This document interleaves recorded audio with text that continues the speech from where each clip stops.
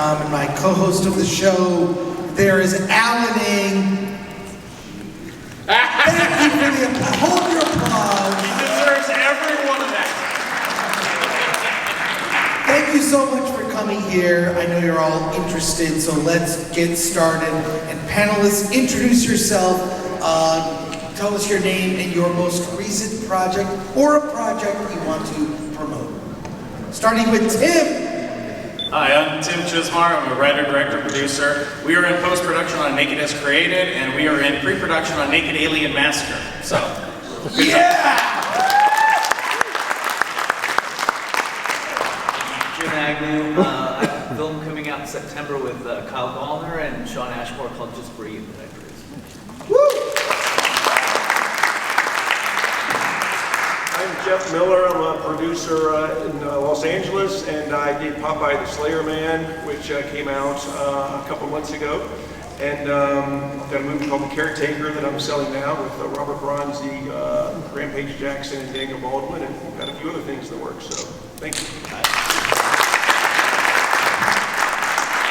My name is Tracie Laymon. I'm the writer-director and one of the producers of Bob Trevino Likes It.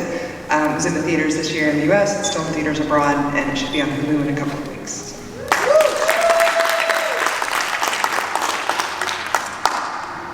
I'm April Wright. I directed a documentary called Stuntwomen, the Untold Hollywood Story that had a bunch of huge stunt legends, everybody that's in all the Marvel movies, and I just finished directing a narrative feature called Final Trip.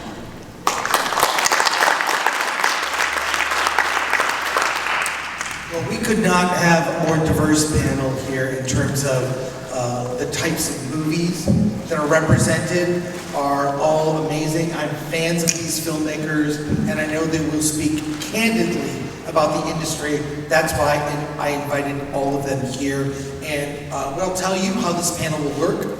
First half, I'm going to ask you questions. Second half is all about you. We will get your questions.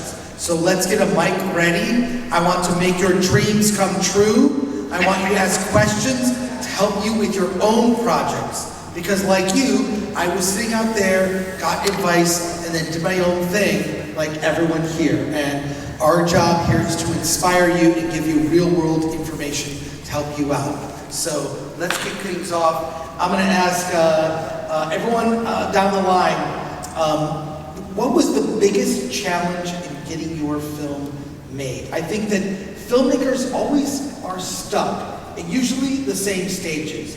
It's creative, writing process, stuck there, or money. It's usually money.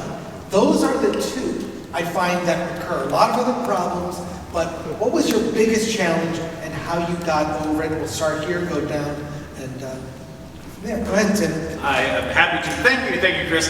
The two C's that you mentioned, cash and creative, do always tend to be the big ones. For me, I spent many years in Hollywood working for other people, being good enough to do punch-up work on their scripts, but never being good enough for them to fund mine. And for me, I finally got into an argument with a friend of me, who only makes like $1 million+ movies. And he told me that I would never get anything on Amazon, etc., unless I had a giant budget. And I put together a tiny little, it's called, you can look it up right now, it's called Unchained. It was a $12,000 production, all in, and it had Eric Roberts do a day on the movie, I had a pro wrestler do a day on the movie, and for $12,000 I got it on Amazon. Did I make any money? No, that wasn't the point. The point was I wanted to show I could make something and put it out there, and that's what got the ball rolling for me, Chris. I was sick of other people telling me I couldn't do it, and so I just did it.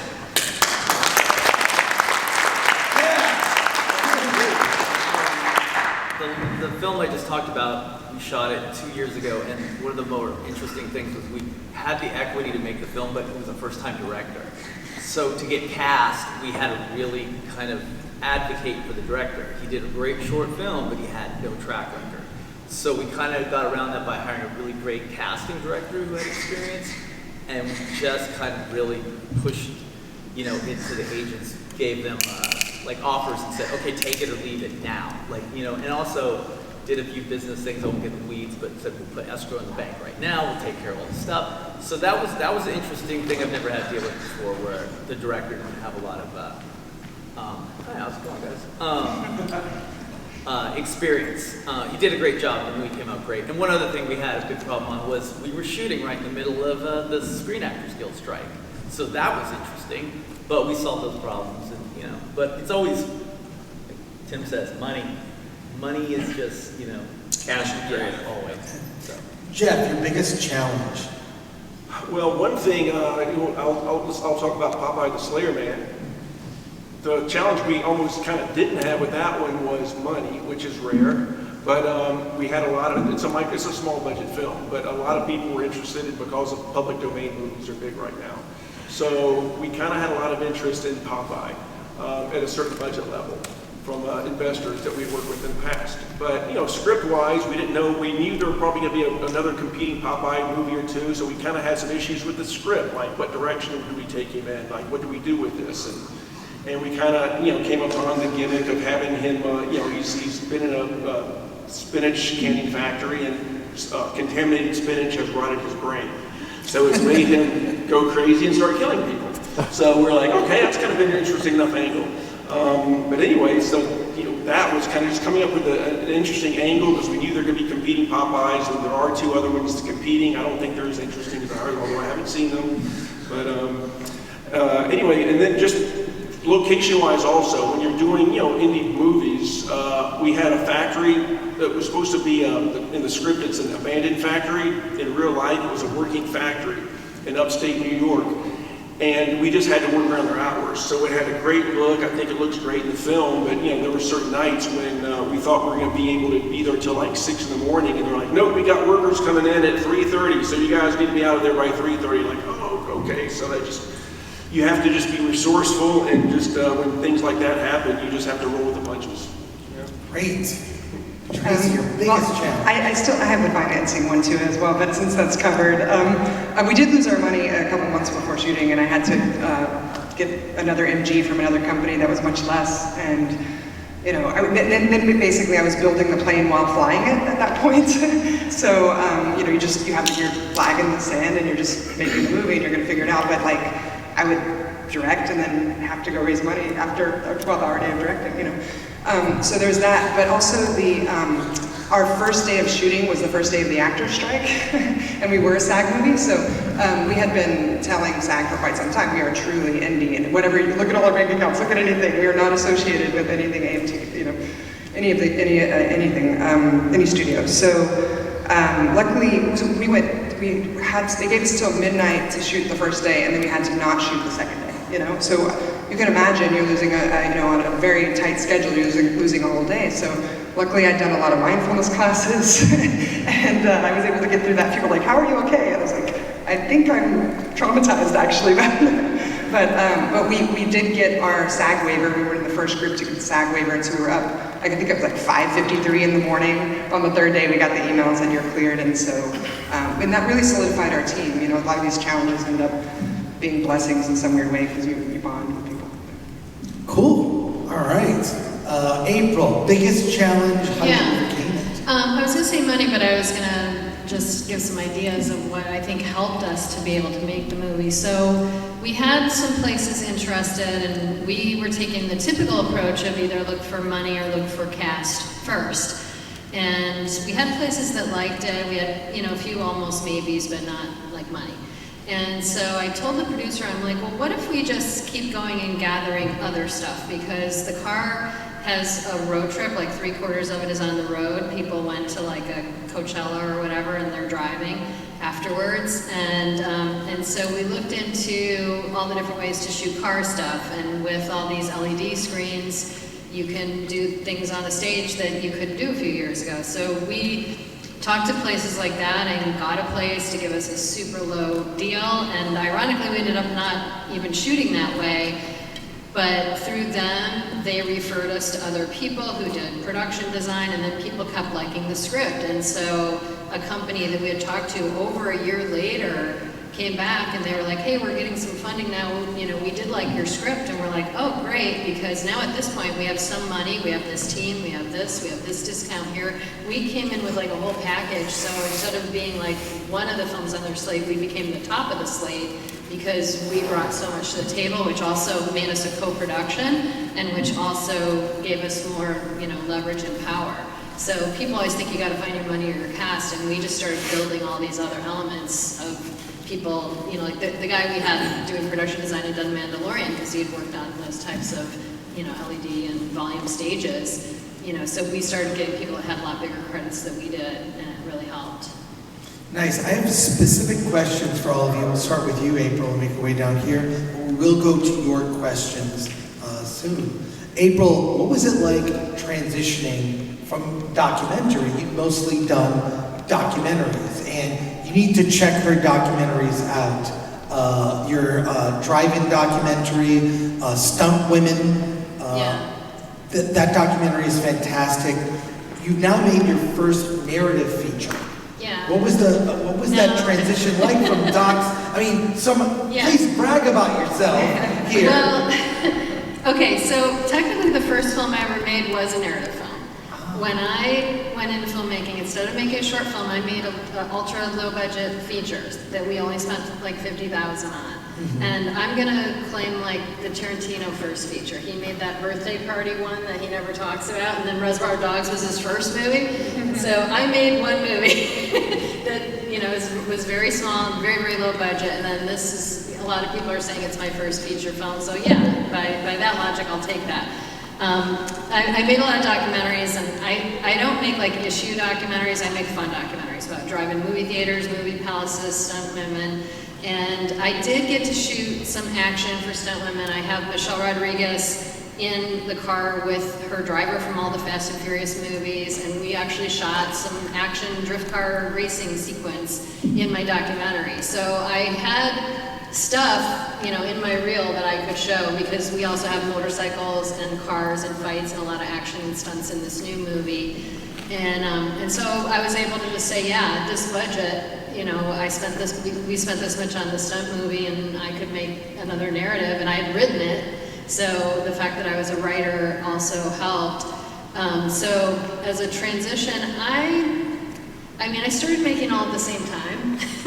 I started making my first driving documentary. I kind of made that first low budget one, and I also wrote something that got made that ended up getting released by Troma. And so I kind of started, right? I'm in the Troma family. So I started doing all three at once. I would have made more narrative if I could have gotten the money, but it was easier to make documentaries low budget.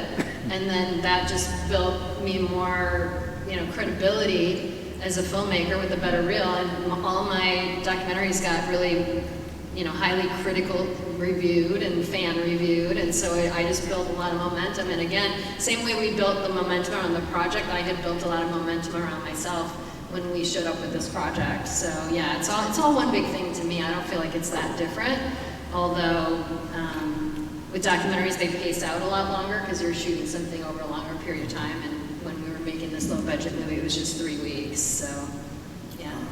So Tracie, your film, Bob Trevino Likes It. Who's seen that movie?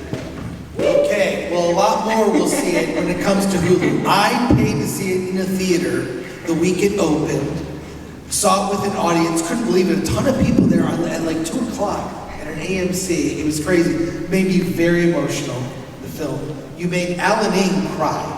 He wept. He wept watching the film. The thing that is so powerful about your movie is the cast. That cast, amazing. John Leguizamo, like we've never seen him.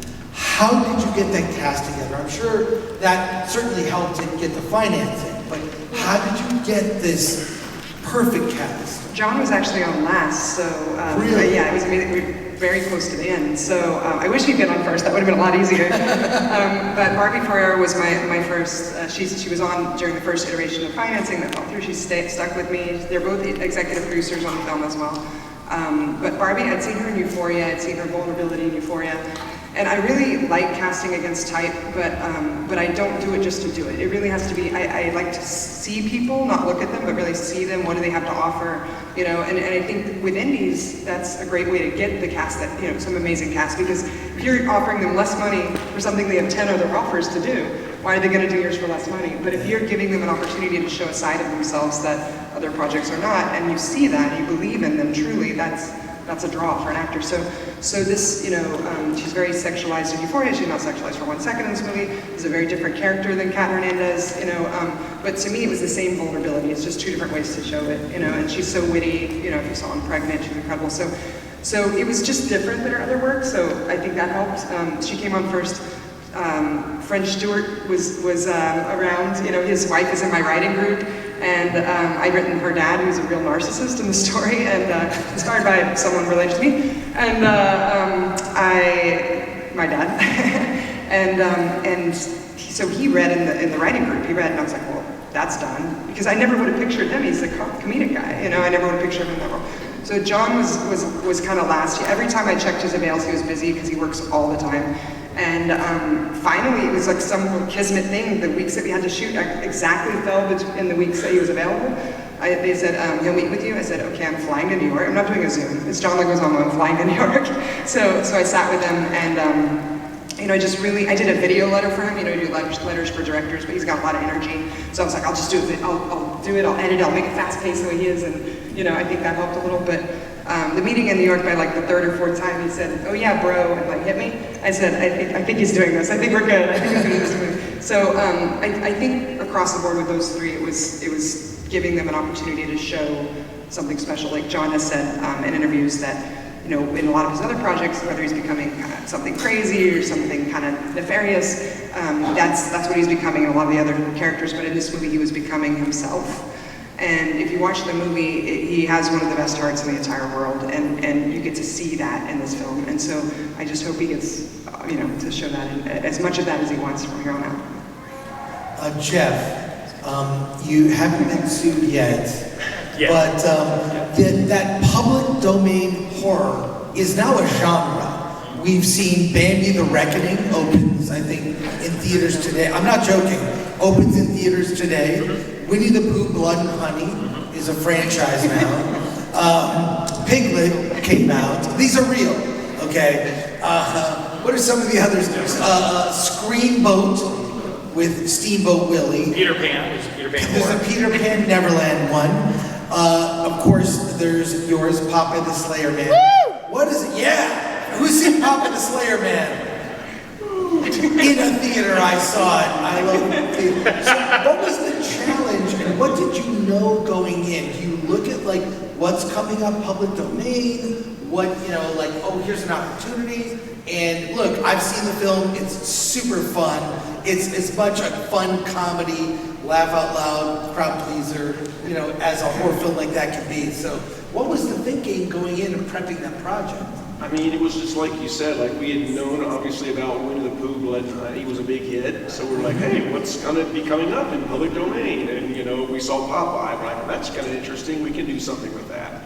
So yeah, we just developed it. We actually had a full script that was not what we filmed, but a full script that is a totally kind of different subgenre, but it takes Popeye in a little different direction. Maybe we'll do that if we make a 3rd or 4th sequel or something, that could be the way to go.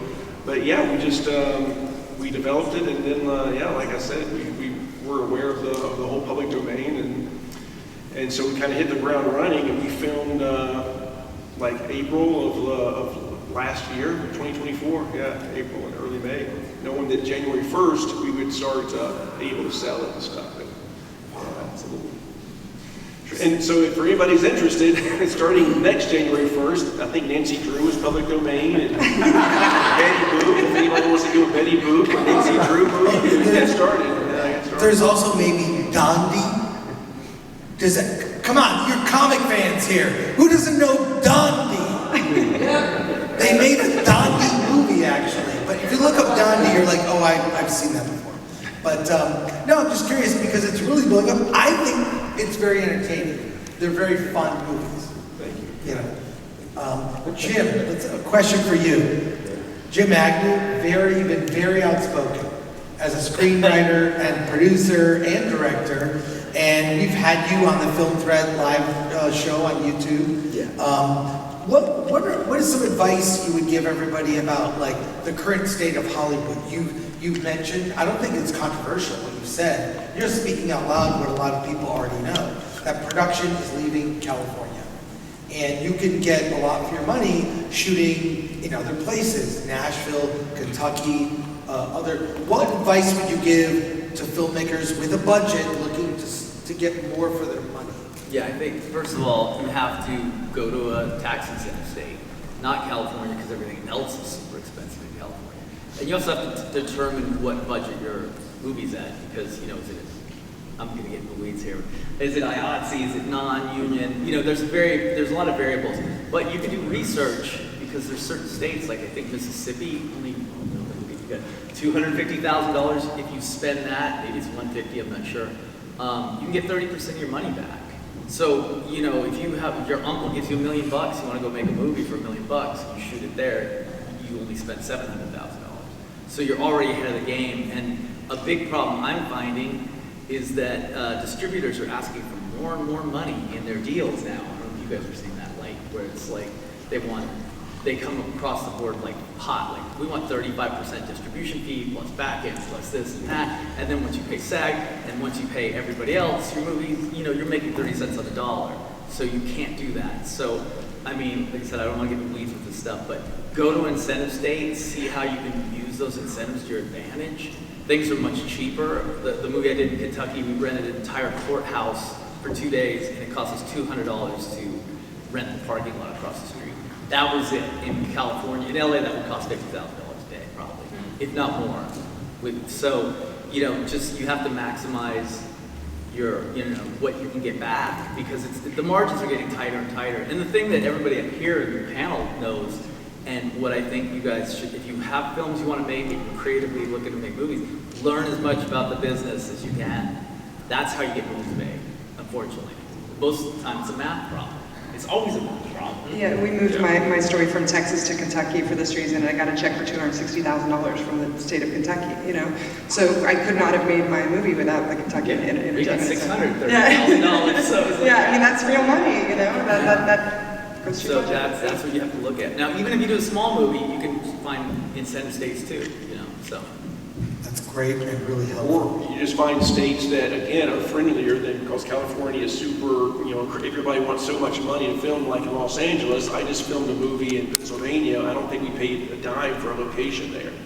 And I did another movie there 2 years ago. We paid nothing. So other states will roll out the red carpet and, oh, you want to film downtown? No, you don't need a permit. We'll put out some roadblocks. You can, like, just put them out wherever you need them. I mean, you know, LA is just not like that. Or New York, or probably San Francisco. I did shoot in LA. We got the California state tax credit, the new one that they signed, so I did shoot there. But my first low budget one was in Montana. So. Tim, you're not just a filmmaker, you're also an actor. And they say that, you know, in a way, when you act, you're being emotionally naked on camera. Yet you have also been naked on camera. So I would like to ask a question, a serious one. Serious, it may sound like I'm not being serious. How do you shoot? Sorry, I was looking at my notes. Let's keep this serious. How do you shoot nude scenes? And by that I mean, I'm not being salacious here. What I mean is, how do you shoot nude scenes in the sense that some people here might think, oh, it's not sexual, it's not erotic, it is very technical. It's also about respecting the performers. And would you have any advice, since you've had nude scenes in your films, what is the best way to approach it? Do you have any tips? Sure. I want to say before I go into that I do a lot of mainstream stuff as well. I had a movie that was nominated twice with the award which is connected to Film Threat, and just this last award season I won Best Indie Horror Movie of last year for my movie Hell's Coming For You, which is on Amazon and Google Play and all that. So before I go into this stuff, I don't want you to be like, that guy's a weirdo. No, I also do mainstream stuff. So when he's talking about the naked filming, what he's talking about is something that nobody else represents and nobody else goes after. We always talk about underrepresented groups. Who does anything for nudists? Who does anything for naturists, clothes free? You get that quiet, that little, I'm completely serious. If you look at other countries, there are families that go to resorts, beaches, cruise ships, hot springs. Who does anything for that group? I'm that guy. So I do content for naturists. And I shot a naturist pastor movie during the fires here in California. So it kicked us out. We had our locations, we had our resorts, we had everything we were doing, and the movie's about a real-life nudist pastor who got kicked out of the church system for being a nudist. And we made a movie about his life and his story, and it was played by naturists. So one of the things I would say is that when we go into it, I don't entertain that conversation about how many minutes will my nipple be on camera. We are talking to naturists that are lifestyle folks who will go to a resort, who will go to a beach, who don't see it. My people are happy that they get to be represented on camera. And they know that I'm not exploiting them or selling it on the dark web. The stuff is mainstream, that goes out there, and it actually has a message and is non-sexual. We had a sex scene in my movie, The Noodles of Noodland, which was nominated for 2 awards. And what's the title again? The Noodles of Noodland. I heard that right. Okay. And the only sex scene we have in that movie, the 2 nudists put on clothes to roll around on the bed. Make my point! So that's the kind of stuff we get into, and I like representing these groups that nobody talks about, such as disabled people. The movie that won the award, Hell's Coming for You, our lead is a disabled action hero. Why don't we have disabled action heroes? Well, now we do. It's called Hell's Coming for You. The man's in a mobility scooter, never had the use of his legs. He's shooting up bad guys just like anybody else. So that's the kind of stuff that motivates me to get excited. Everybody always says in Hollywood, we want a fresh new idea. Really? Because it's a lot of rehashing the same old crap. Not what I do, not what excites me. Is that a good enough answer? Yeah!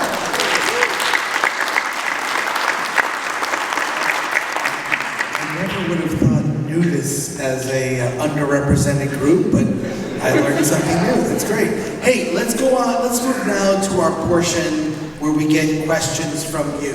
And the first person to ask a question will get the gift that's in my back pocket.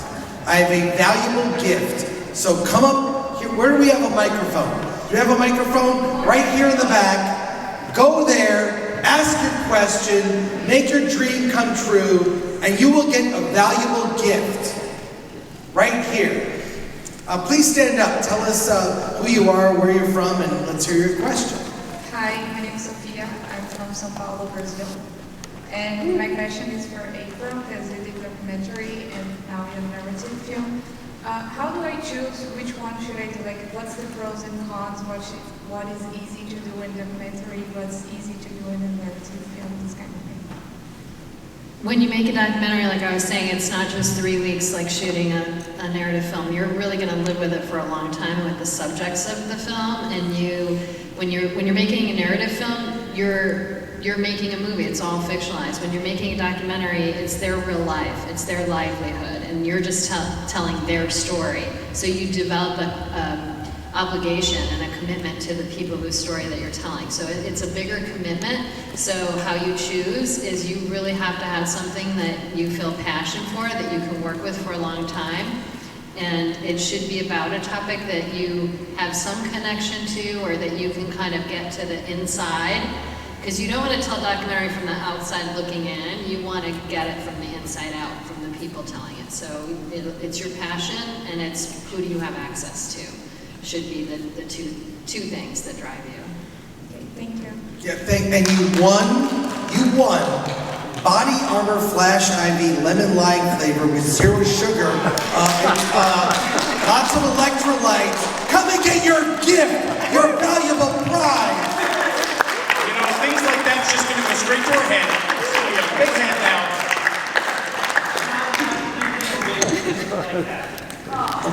Let's, who's next? Who has a question?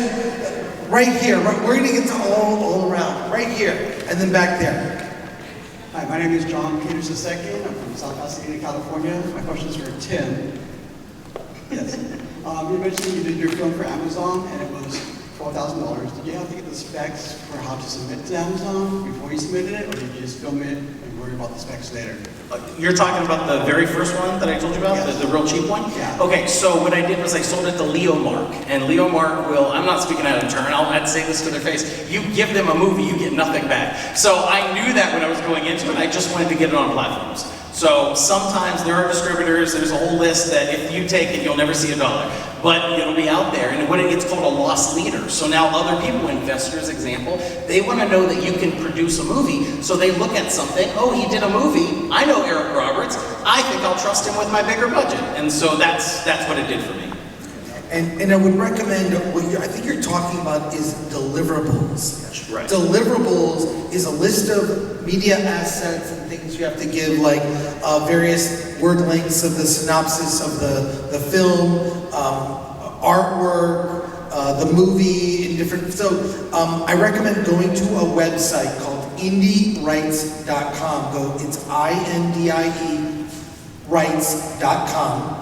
On the website, the woman's name, I'm not saying necessarily distribute your movie through this company, but their distribution contract is on the website and the list of deliverables. It'll give you an example of what you need to deliver the movie. Now, some distributors require insurance, some do not. So just know they'll give you a whole list. That'll help you know what is required. Hope that helps. There's a question back here. Right. I can't see back there. There you go. Yes, let's hear the question.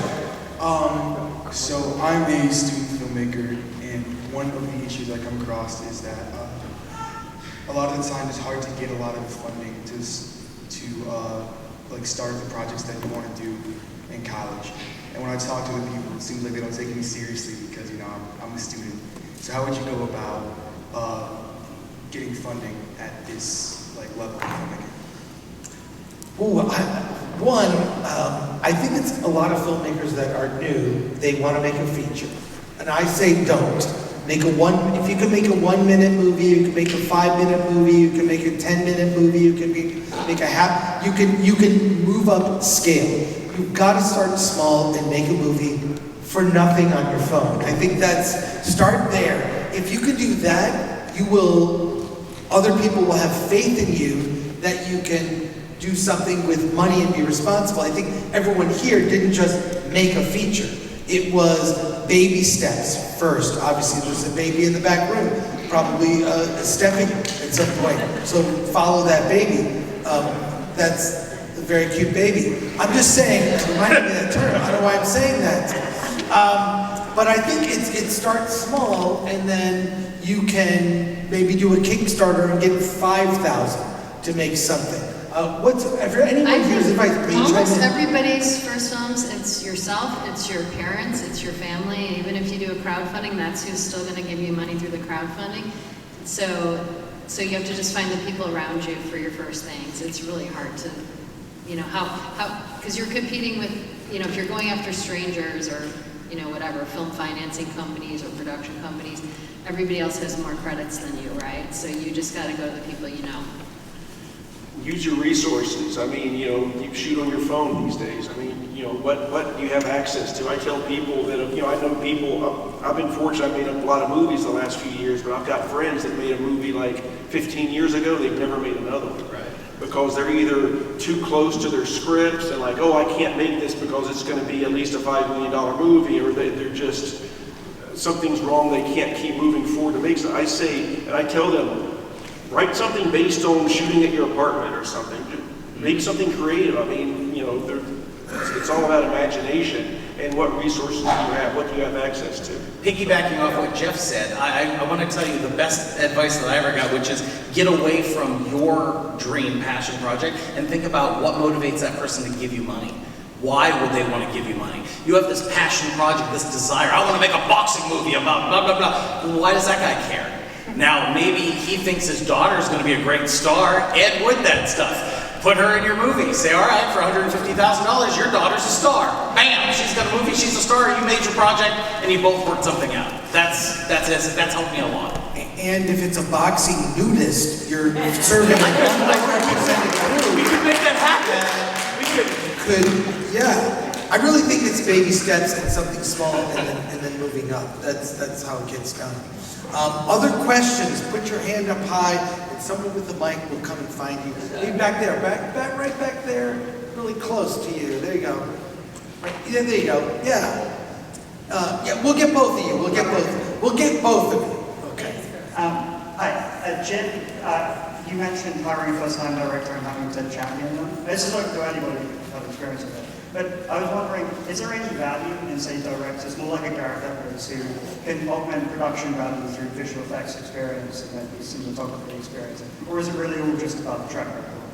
I think, well, it depends on what kind of movie you're making. You know, like obviously if somebody has VFX, you know, experience. I know all about that monster movie because I've known Scoot McNairy like for a long time. I've heard all the stories before it even came out.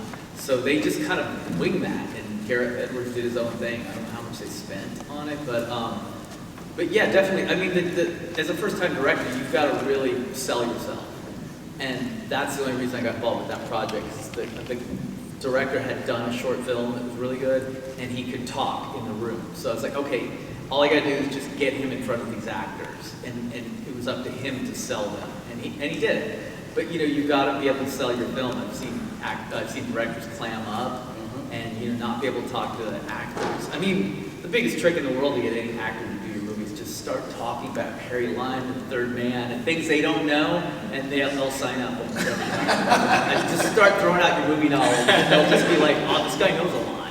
I talked about Solaris one time. This guy signed up to be in the movie. He was like, "Because you sounded like you knew what you're talking about." So you know, that's a good trick to learn. But you just have to really be passionate and know your stuff.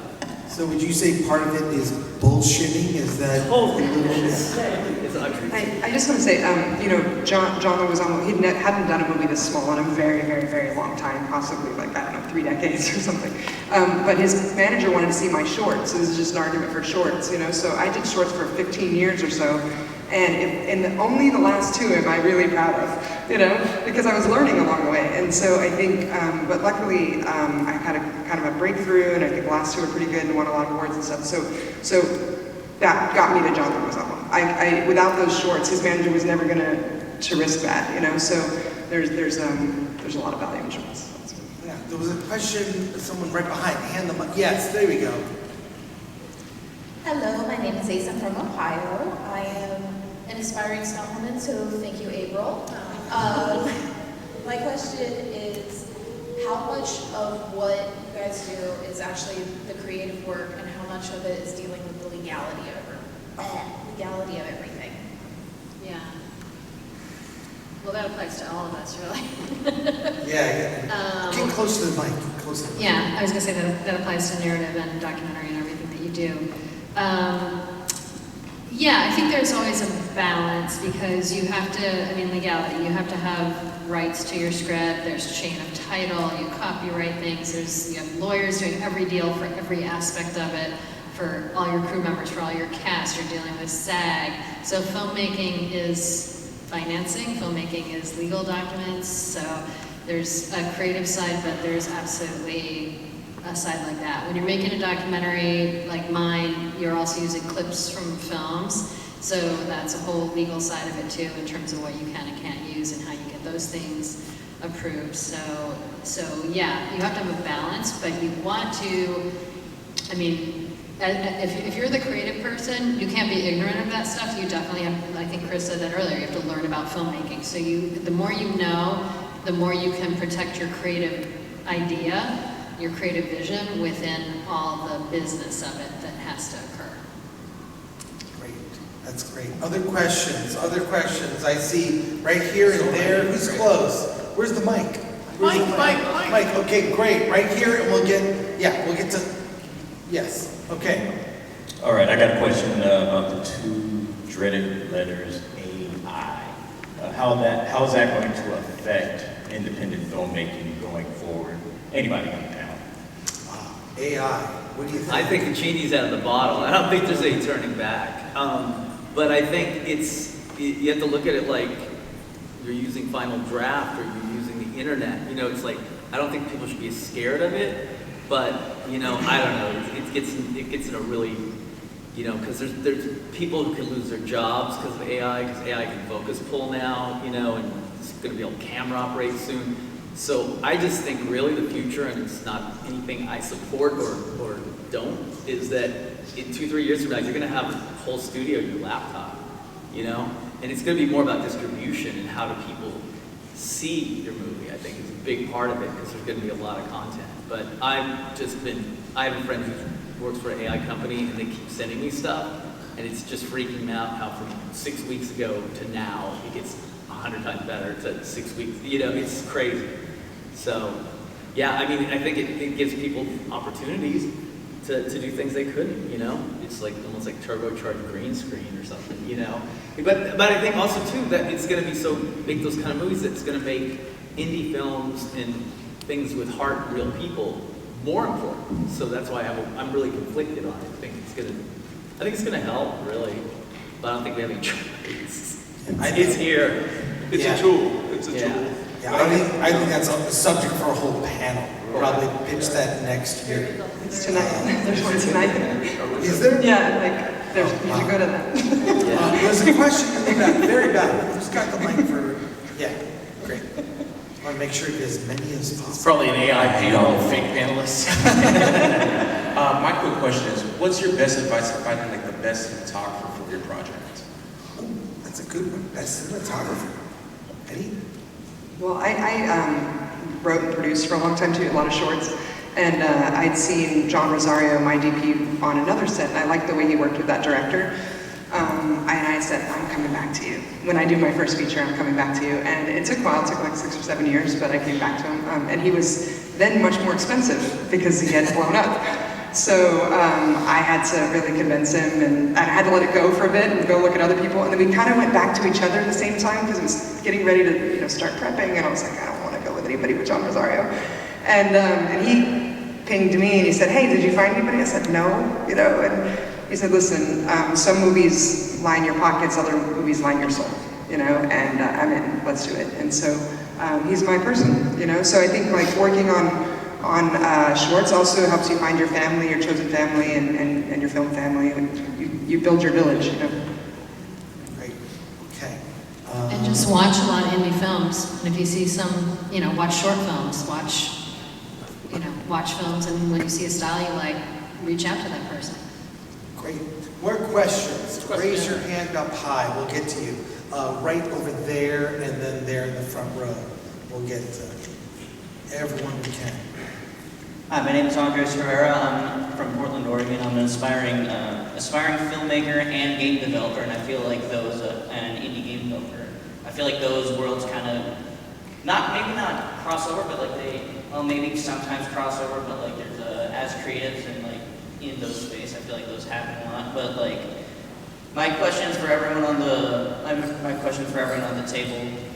When you're starting out, when your team is literally just you and no one else, how do you you're working a 9 to 5, it's just you. You have these ideas in your head, you want to get them out. So it's but as you said, you don't start big. How do you find the right scope size for yourself? And on top of that, when you are working on it, what kind of things do you have to end up or things you wish you knew, or things that you end up having to learn and do yourself when starting out, and what kind of skills would be more beneficial than others? Oh, I talk a lot. I was just going to let somebody else. I'll answer every damn question, but okay, my number one thing is stop saying aspiring. I'm not the first person to say that. Robert Rodriguez has said that. Quentin Tarantino has said that. Stop saying you're an aspiring filmmaker. You're a filmmaker. All right? That's number one. I'm not the first one to say that, but that's number one. The other thing is to surround yourself with like-minded film people. For the longest time in Hollywood, I'm trying not to cry or something. In Hollywood, I would go to AFM, the American Film Market, and I would sit out by the pool because I wasn't good enough to be in there with the other people.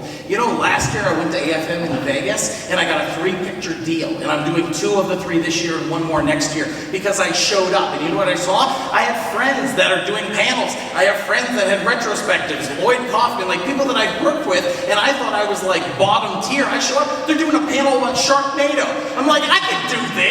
And like I said, I got a 3-picture deal.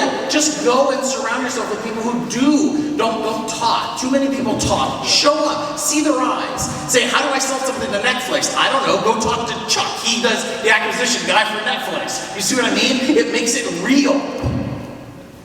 Yeah!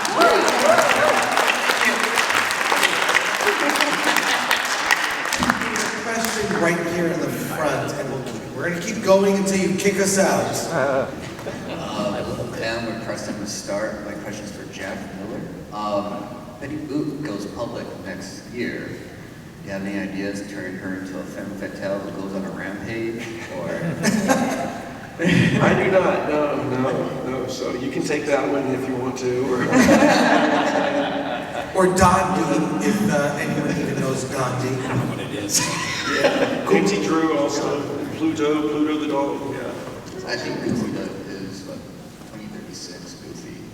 Well, I think Superman is in the public domain in 2032. Yeah, just a few years, Superman and Batman will be public domain, so that'll be very interesting. Yeah, I don't know what's going to come from that, and I don't know where AI will be then, but it's a wild times right now. Yeah, anyone else? I was just going to say that's why you've seen so many War of the Worlds movies, because that's been in public domain forever. So there you go. I don't know how many of them. Other questions? Raise your hand up high, we'll find you. We got one right here, and then did I see one back there? Yeah, right here. John again. Oh. Regards to that public domain, so could you like write a script, let's say, Betty Boop, that you would send it to the Library of Congress, copyright it, and then you go on and try to film it? Is that what you would do with the public domain property? So, with public domain, we register our script and the movie with the Library of Congress. Yeah. So you do the same thing that you do with anything else. Yeah. But I also waited until January 1st to do that, because that's when it legally, even though the movie may have been finished before January 1st, it legally became public domain this January 1st. So at January 1st at like 1 or 2 in the morning, I was online putting in the copyright applications. Yeah. And if anyone wants to know what Dondi looks like, this is Dondi. Don't you remember this character from Has eyes like Little Orphan Annie. It's like a little, it's from that same era. Anyways, that's Dondi, folks. Don't take Dondi. A Dondi orphan. Other questions?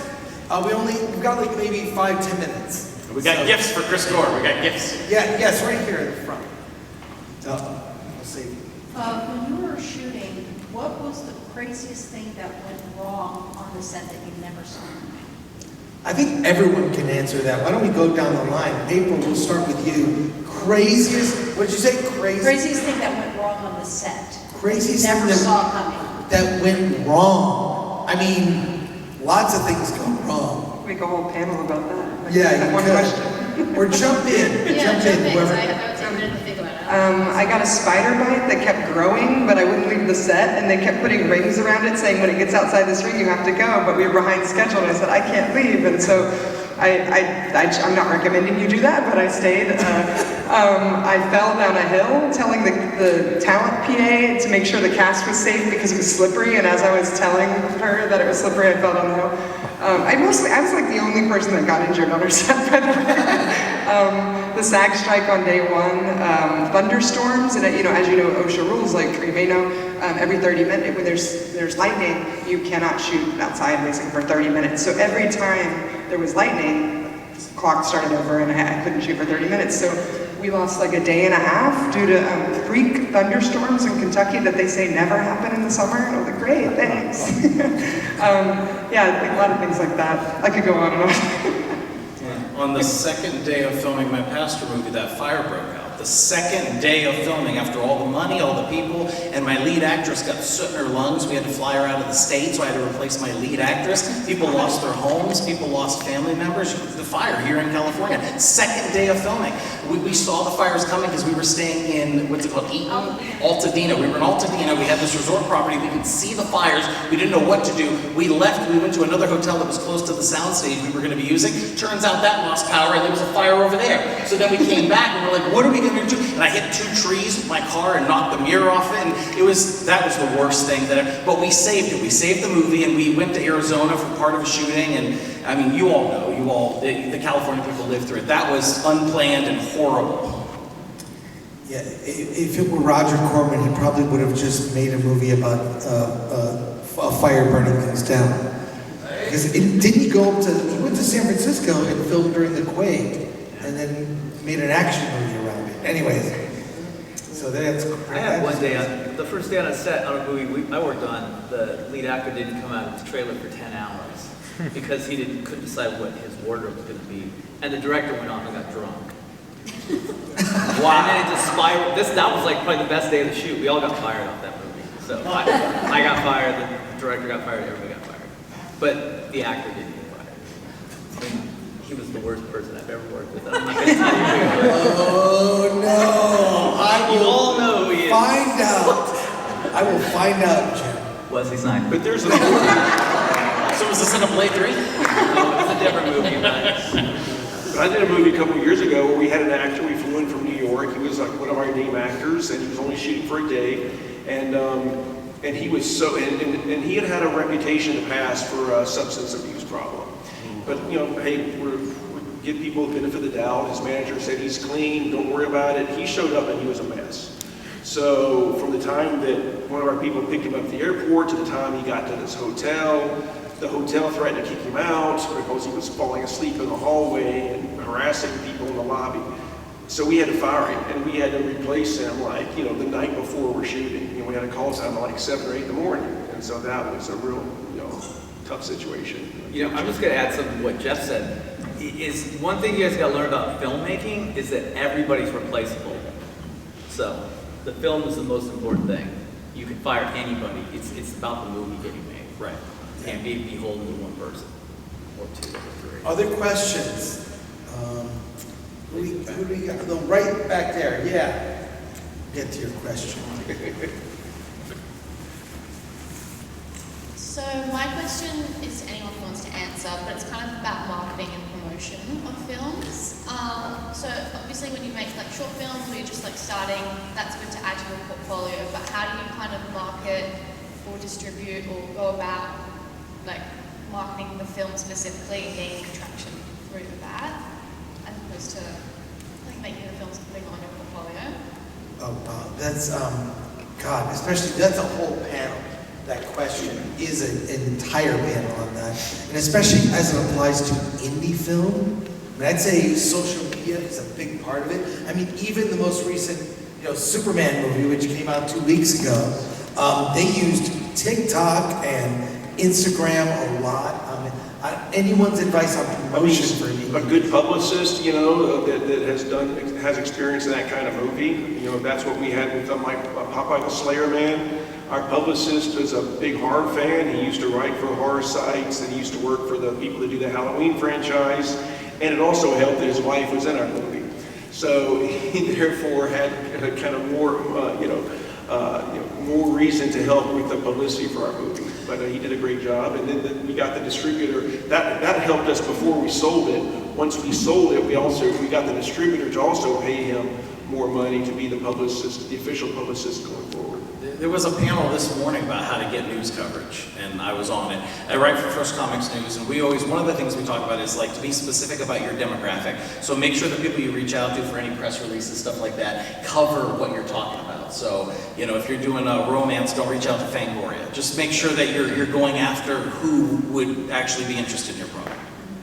Yeah, And have your materials, shoot behind the scenes, write out your making of story. Why did you make this film? The anecdotes, and also are there certain audiences or certain things about your story that could make a hook that would make an interesting story about it, and then you can reach out, put all that into an electronic press kit.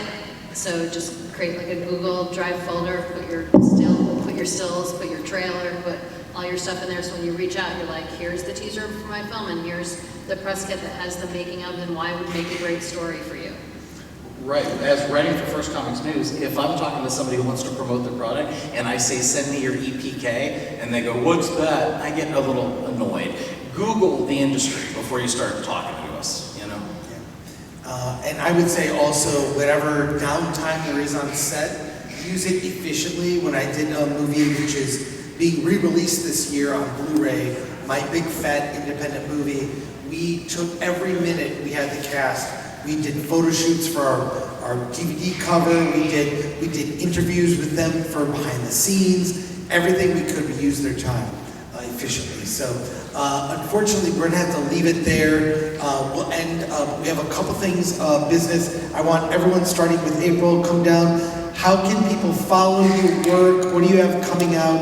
And we'll make sure everyone knows how they can follow you. Instagram, April_Wright_1999, and both Stuntwomen, The Untold Hollywood Story, and my latest drive-in movie, Back to the Drive-In, are both free, included if you have Amazon Prime, so you can watch both of those there and other places. So on Instagram, I'm at Tracie Laymon Films.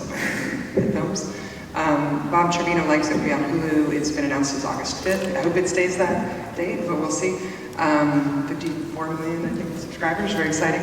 I'm attached to 2 or 3 projects right now to direct that I did not write, which is new for me, and I have a new one that I'm just finished and should go out with. So you'll be hearing more about those very soon. My Instagram is @JeffMillerFilm. Film is singular, not plural, @JeffMillerFilm. Yeah, Popeye the Slayer Man is available on Amazon, Apple TV, Fandango at home. That's Angela Relucio, who's one of the actors in the movie and one of the producers as well back there. Thank you, Angela. We're planning a sequel, I believe, to the movie because it looks like it's going to be successful for us, so we're working on that. And then recently, about 2 weeks ago, I had a movie called Buried Deep. A Western came out starring Robert Bronzi, who's an actor I've done several movies with. He looks like Charles Bronson. He's a Hungarian actor, but if you look at him, he's like a doppelganger for Charles Bronson. It stars him and Michael Gore, and then there's like I mentioned, this movie, The Caretaker, with Robert Bronzi and Rampage Jackson, Daniel Baldwin. We're selling that one, and got a few other things in the works to shoot this year, so it's shaping up to be a busy year. Lucky I have a weird last name, Agnew, so you can just Google Jim Agnew. I'll pop up. Great. Tim? I don't want anyone to follow me. Too many people follow me. So I'm going to spend my time gifting something to Chris Gore. My love language is gifts, and I've got 2 things for him because I love film threat. I appreciate what he does to the industry. I spent my own hard-earned money for some gifts, and I'm being Santa Tim. He's going to open up.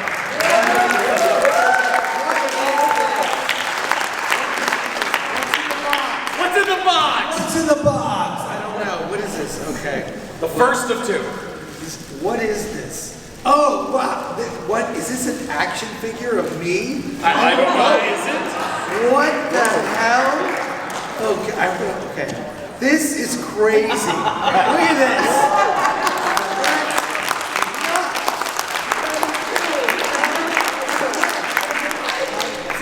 But we're not done yet. Oh, no. There's another thing. Oh, my God. Okay, what is this? What is this? No, Tim, what did you do? What did I do? Is this... Okay. Let's do it. Help me out here. What the heck? What is that? Who would do that? It's actually handpicked from a real patron. Oh my God, all right, well... That's because we love Chris Gore, we love Film Threat, I like Alan, I love Chris. Thanks for everything you do.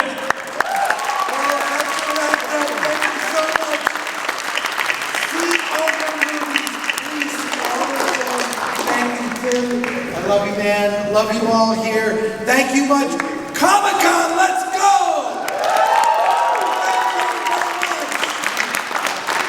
And for people who want to see Stunt Panel, there's one starting at 8 and 12, 13, right around the corner from here, if you're into stunts. I'm not, but one of the Heroes.